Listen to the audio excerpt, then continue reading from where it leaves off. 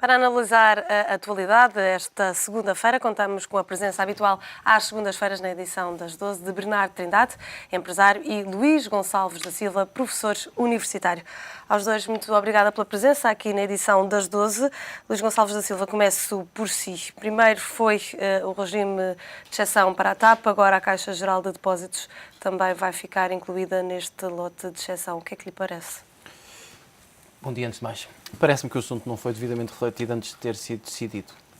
E porquê? Porque o argumento que é apresentado de que a TAP, por exemplo, está em concorrência, acontece com todas as empresas públicas. Aliás, se olharmos para a lei do setor empresarial do Estado, verifica-se que uma das regras que consta do diploma é exatamente a existência de concorrência. E, portanto, parece-me um argumento relevante, parece-me um argumento verdadeiro, só que eu acho que esta questão devia ter sido enquadrada antes, ou seja, antes do Governo ter tomado a decisão, deveria ter feito o levantamento das situações que justificavam as respectivas adaptações. O problema é que não o fez e agora vai reagindo aos pedidos, o que passa a imagem para os portugueses, enfim, eu compreendo que eles estejam com alguma dificuldade em perceber, que parece que é um pouco a exceção a pedido. E, portanto, julgo que politicamente há aqui uma situação de desgaste que eu acho que não se justificaria. Pode passar a ideia de que há uma pressão para que estes regimes de exceção aconteçam? Pode. Eu acho que é injusta, eu repito. Eu acho que se justifica um conjunto amplo de situações de adaptação. Enfim, não utilizando agora a expressão adaptação ou exceção, e por acaso acho que são mais adaptações, mas acho que se justifica. Repito, acho que deveria ter sido levantado antes. As questões deveriam ter sido antes. Quando o Governo reage, a ideia, eu concordo consigo, quer dizer, é legítima, ainda que possa ser injusta, mas é legítima a ideia que passa de que há aqui alguma pressão e, portanto, a TAP, que tem um peso negocial, os pilotos, etc., conseguem seguir a Caixa Geral de Depósitos e depois há uns que vão ficar de fora da ponte ou de lá da ponte porque não têm a mesma pressão. E julgo que é um erro político que não era necessário, era bem de evitar neste momento. Bernardo, concorda que pode passar esta ideia de que há uma pressão adjacente a estes argumentos usados agora pelo Executivo, de que há regimes de exceções para a TAP e para a Caixa Geral de Depósitos, e é só uma ideia que passa ou existe de facto mesmo uma pressão? Terina, eu acho que é preciso situar a questão, o momento em que vivemos em Portugal.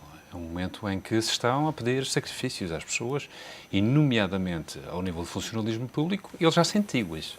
Sentiu com os cortes salariais e vai sentiu com a redução de 50% do subsídio de Natal e vai sentir este ano com a redução salarial que é manifesta e que vai retirar rendimento disponível, lançando, uma vez mais, por esta via, o país numa ultra-recessão, aliás, com amplos sentimentos que, aliás, já estão bem visíveis nos números. Mas para lhe dizer o seguinte, eu acho que o Governo, ao longo dos últimos 9 meses, já mostrou que é, de facto, forte com os fracos. Ou seja, os funcionários públicos, as classes mais desprotegidas estão, neste momento, a sentir esse efeito. É importante que também seja forte com os fortes. E, nomeadamente, não entrar ou não abrir uma caixa de Pandora com todo um conjunto vasto de exceções que são objetivamente difíceis de explicar. Porque as pessoas estão a sentir, porque as pessoas estão a viver dificuldades e, portanto, é fundamental que não se crie este ambiente de discriminações positivas sem explicações. O Ministro Relvas diz que não são exceções, são adaptações. Ou seja, não é uma questão de semântica, é uma questão, obviamente, de ser consequente com um quadro político, que é um quadro político recessivo, que é um quadro político difícil, que exige sacrifícios às pessoas e, a esse respeito, quer sejam parcerias público-privadas, seja a Apifarma no quadro farmacêutico, sejam um conjunto de representantes e de empresas públicas onde o Estado tem uma intervenção, é importante, sobretudo, que, sendo o Governo responsável pela gestão da causa pública, que seja, no fundo, consequente e que seja determinado com um conjunto de iniciativas, que podem ser difíceis, mas que devem, obviamente, tocar a todos. Mas acredita que há aqui, então, dois níveis de injustiça, se é que lhe podemos chamar assim, injustiça para com os outros funcionários públicos e para com as outras empresas públicas também, que estão na mesma situação? Mas parece-me manifesto. Repare, quando um funcionário público tem hoje, claro, do ponto de vista daquilo que são reduções ao nível do seu rendimento, que podemos discutir se é ou não a violação de um contrato social assumido há décadas. E temos um ambiente, apesar de tudo, diferente quando se tratam de empresas públicas. Pode-se discutir a natureza concorrencial ou não, mas o que é facto é que, digamos, estes sacrifícios não lhe vão ser impostos. Obviamente estamos a falar de realidades diferentes e entendo que, enfim, se estão a ser requeridos, se os portugueses estão a ser convocados para um sacrifício nacional, é importante que esse sacrifício toque a todos. Luís Gonçalves da Silva. Permita-me só chamar a atenção. Nós não podemos, eu não acompanho o Bernardo em alguns pontos, acompanho as preocupações e compreendo, porque acho que há aqui um déficit de explicação, mas nós não podemos, à segunda-feira, dizer que estamos num Estado de Direito e que a lei tem que ser cumprida, e à terça dizer que a lei tem que ser cumprida, mas, e à quarta dizer que talvez, e dou-lhe 2 ou 3 exemplos, que um erro de comunicação acabou por impedir que as pessoas percebessem. Foi discutido durante meses, pelo menos semanas, mas eu diria mesmo meses, a questão do Banco de Portugal. Se era exceção, se não era exceção. Muitos dos que escreveram sobre isso, atirando-se ao Banco de Portugal, permita-me a expressão, também diziam uma coisa. Eu não percebo muito bem o regime, mas parece mal. Mas eu, enfim, por razões académicas, estudei o regime e o Banco de Portugal tinha que cumprir aquilo a que estava obrigado. O Banco de Portugal é uma entidade independente que está sujeita a orientações do Banco Central Europeu, tem contratação coletiva e tinha que cumprir. Porque se não cumprisse, e se depois amanhã fosse intentada uma ação e tivesse que pagar uma indemnização de X, muitos diriam, cá está a gestão danosa. Isso é o plano legal, dir-se-á dizer, no plano político, dever-se-ia ter tentado alterar, etc, etc. Não vejo grande quadro legal. Agora, o que nós não podemos é ter um quadro legal que dizemos que tem que ser cumprido e depois, quando achamos que politicamente há aqui algumas dificuldades, dizemos não pode ser cumprido. E este é um dos bons exemplos. O funcionalismo público não tem o mesmo regime laboral, nem laboral, do nem que outro. estas empresas? Exatamente. Exatamente. E é por isso que se justifica que haja então este Não é regime só de por isso que exceção. se justifica. Eu acho que se justifica, mas repito, eu também faço uma crítica. Eu acho é que isto devia ter sido levantado antes, inventariado antes. Isto é, nós temos aqui um regime da função pública, nós temos um regime das empresas públicas, face ao regime específico das empresas públicas, nós vamos agir assim e assim. E o Governo não fez esse levantamento antes e reage depois. E isso é criticável. E isso permite que passe a ideia de que o Governo não está a agir, mas está a reagir por pressão. Que, na minha opinião, é errado. E seria facilmente demonstrável se tivesse feito primeiro uma comunicação e uma reflexão sobre aquilo que são os diferentes regimes. Porque nós assistimos hoje, na minha opinião, de forma injustificada, a que seja tratado tudo por igual quando o quadro legal não o permite. Mas o quadro legal não é idêntico em empresas como os CTT, a ANA, Águas de Portugal? Aí sim. Ou melhor, aí sim ou não. Em regra sim, porque estamos a falar da Lei de Setores Empresarial do Estado, mas depois há situações em que o quadro concorrencial, repare, não, comparar uma empresa que vive ou que atua em monopólio ou quase monopólio, uma empresa que não atua, é evidente que as regras devem ser diferentes. E como é que se explica aos portugueses que as regras funcionam de maneira diferente? Esse é o ponto, e por isso é que eu vou-me repetir pela terceira vez, que é fazendo o levantamento e identificação das diferenças antes, para depois explicar as medidas. Agora, quando se faz uma medida idêntico, não atendendo às diferenças, e depois se vem justificar que há aqui diferenças, é evidente que as pessoas não percebem. Porque se as diferenças já existiam antes, como existiam, então deveriam ter sido ponderadas no momento da decisão. E o problema é que a decisão foi tomada ao contrário. Primeiro decidiu-se e agora vai-se apreciar as diferenças para ir justificando diferença a diferença. E, portanto, eu aí também concordo. Acho que, tendo existido, na minha opinião, uma reflexão ou pouca reflexão, uma reflexão apressada ou pouca reflexão no momento da primeira decisão, era o momento agora de não continuar através de despachos individuais e autorizações, dizer, meus senhores, vamos fazer o levantamento. E depois de fazer a inventoriação, decidir. Porque senão isto parece não ter fim. Deixa eu acrescentar aqui um aspecto importante. O Luís exorta, e bem, o seu espírito analítico e académico. Eu exorto o meu espírito executivo, de uma experiência executiva passada. Para vos dizer o seguinte, não há coisa mais fácil do que alterar a lei. Ou seja, no fundo é agendar, discutir e aprovar. E, sobretudo, atender um pouco ao momento em que vivemos. E se vivemos um momento de forte sacrifício e, sobretudo, onde estas questões devem ser aprofundadas, explicadas e, sobretudo, convocar-nos para este esforço nacional, este era o momento. Independentemente dessas questões, bem suscitadas, que deviam ter sido tratadas a seu tempo, mas para que, sobretudo, não se crie este ambiente de discriminação que ninguém entende. Estamos totalmente de acordo. Nesse ponto estamos totalmente de acordo. E podemos esperar que mais casos de exceção sejam determinados agora a posteriori? Eu espero sinceramente que se suspenda os casos de exceções, apresentem todos os casos de exceções, reflitam sobre os casos de exceções e o Governo depois decida. Agora, não podemos, os portugueses não percebem que todos os meses ou de 15 em 15 dias vai caindo uma exceção. É porque senão chegamos daqui a 3 meses e a pergunta que faremos é: a exceção virou regra ou a exceção ainda é exceção? E, portanto, e sobretudo é a própria autoridade do Estado com que é posta certeza. em causa. E, portanto, Com certeza. desse ponto de vista é que é, de facto, importantíssimo acabar com estes ambientes de exceção e, sobretudo, colocar, digamos, a mensagem, a narrativa naquele que é hoje o aspecto central.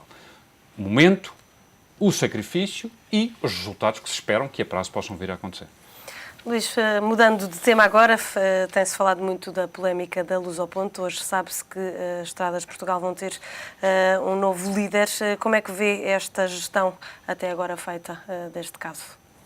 Eu vejo, confesso, com alguma confusão e, portanto, aguardo também por quarta-feira para ouvir o que o Secretário de Estado vai explicar. Porque entre documentos e contra-documentos, entre afirmações e contra-afirmações, eu daria apenas por adquirido, se é que posso dar, mas do que tenho lido, daria por adquirido uma coisa muito simples. Estamos perante uma parceria público-privada, ponto número 1. Ponto número 2, há uma cláusula nessa parceria de que, não sendo cobradas as portagens em agosto, o Estado compensa. Ponto número 3, o Estado compensou, mas foram cobradas portagens. E, portanto, há aqui uma contradição nos termos. A ser só estes os factos, e que já não são poucos, apesar de serem 3, mas são bastante relevantes, eu diria que estamos perante mais uma confusão. Uma confusão em que eu acho que ninguém sai verdadeiramente incólume. O Primeiro-Ministro foi muito criticado porque não tinha conhecimento. Eu acho que é uma situação demagógica. Não há nenhum Primeiro-Ministro em nenhum país do mundo que possa ter conhecimento de todos os despachos dos membros do Governo. Impossível. É humanamente impossível. Aliás, Mas afirmá-lo da forma como foi feito na Assembleia da República não agrava?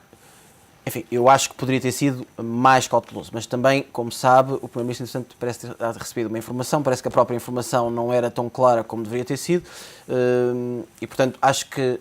Há falhas de comunicação. Há falhas de comunicação, mas deixe-me só chamar a atenção. É exatamente para evitar essa, às vezes, falha de conhecimento que acontecia que os anteriores Primeiros-Ministros levavam o Governo inteiro. Porque tinham, em princípio, as informações mais próximas. O Primeiro-Ministro tem entendido não levar, o que é compreensível, e, portanto, por vezes há informação específica, muito concreta, que o Primeiro-Ministro não domina. Por último, deixe só chamar a atenção para um ponto. O que me deixa preocupado, e eu quero acreditar que não, que esta solução seria a mesma, é se não tivesse havido aqui algum clamor público sobre o que aconteceu. E eu quero acreditar que o Governo naturalmente agiu, não pelo clamor público, mas pela identificação do erro. Erro que terá naturalmente custos políticos. Bernardo, como é que vê esta gestão desta polémica toda da Lusoponte? Agora, finalmente há uma nomeação na tentativa de poupar custos e da não exclusão de toda a administração das Estradas de Portugal. Vai haver um novo presidente.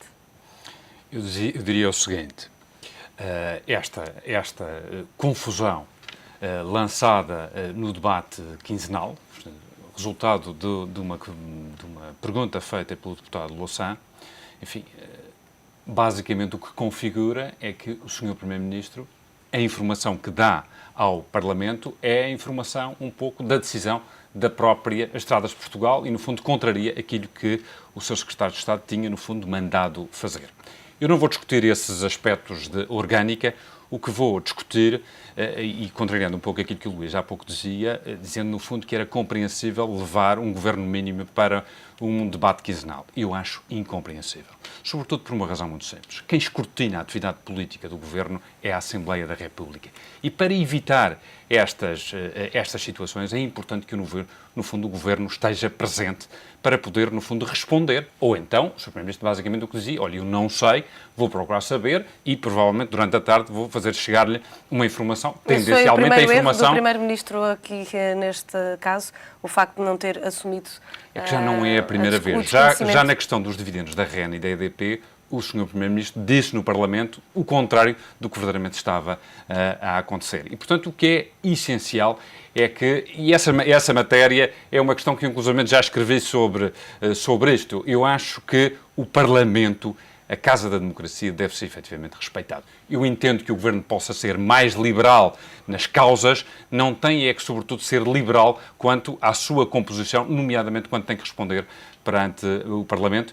E a esse respeito, acho que estas matérias, inclusive para se evitar confusões e para, sobretudo, não se perder tempo, a comunicação social, as oposições e o país político, digamos assim, que estas questões de alguma forma sejam acauteladas e, sobretudo, que o Governo possa efetivamente, a seu tempo, responder de forma apropriada e garantir, sobretudo, que não hajam segundos episódios e terceiros episódios, ou seja, esperarmos por aquilo que o Secretário de Estado vai dizer na próxima quarta-feira, que tendencialmente, no fundo, vai contrariar a decisão do Primeiro-Ministro, vai contrariar a decisão das próprias Estradas de Portugal, e veja aquilo que já aconteceu ao longo desta semana. Inclusivamente já se veio discutir, não o essencial, da questão da compensação ou não, mas a natureza da própria administração, se está concordante ou não com o próprio Governo, é manifesta perda de tempo e, sobretudo, o que é essencial, no fundo, é que o Governo se concentre naquilo que verdadeiramente tem que fazer pelo país. E o facto de estarmos à espera de que Sérgio Monteiro vá quarta-feira ao Parlamento explicar o que aconteceu, entretanto, sabe-se que a Lusoponte já aceitou devolver o dinheiro ao Estado e o acordo deve ser assinado entre hoje e quarta-feira. Quarta-feira é precisamente o dia em que vamos ter explicações. Entretanto, precipita-se uma solução antes das explicações. Era há pouco aquilo que eu há pouco, aliás, o que eu há pouco dizia. Fica um pouco a ideia que toda a celeridade com que o assunto acabou por ter é na proporção da dimensão que teve.